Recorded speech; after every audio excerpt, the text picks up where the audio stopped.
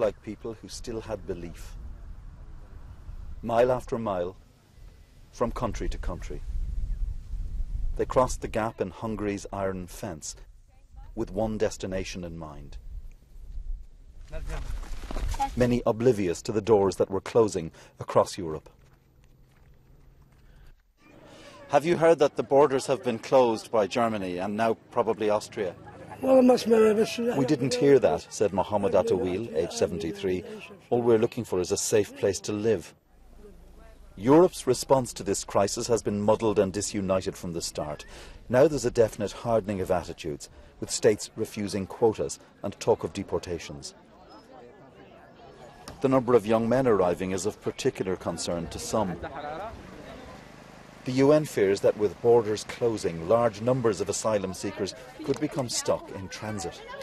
They could be stuck in one country or another. And these are, you see the profile over here, Syrians, Afghans, Iraqis, majority of them, and they need to have access to a proper asylum system. For most, Europe begins here on the shores of Greece after crossing from Turkey. Large numbers of them are Syrians, drawn by the belief they would get a better future in Angela Merkel's Germany. Like Khaled Iqbal and his daughter Wade. He's a war amputee, and we met them at the start of their journey in Turkey. I want to reach Europe, he told me, and get a better life and an education for my children.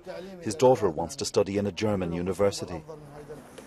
2 weeks after I met them, Khaled has reached Germany and is claiming asylum. Thank God, I am happy in Germany. They are friendly people. They have been kind to us. Simple relief. Our cameras filmed some of the last to cross the gap in Hungary's border fence before this. The route that has taken hundreds of thousands north blocked. And from midnight, anybody trying to avoid border checkpoints will be jailed or deported. This is the moment which has been expected, but which has come quite suddenly. The Hungarians are now moving to close this fence, the last main gap along here through which people have been able to enter. And it's going to cause on the other side, people coming from Serbia, a bottleneck. And tonight, as Hungary's Prime Minister vowed to protect his country's Christian culture, this extraordinary sight. A rail carriage bristling with barbed wire lumbering to the border.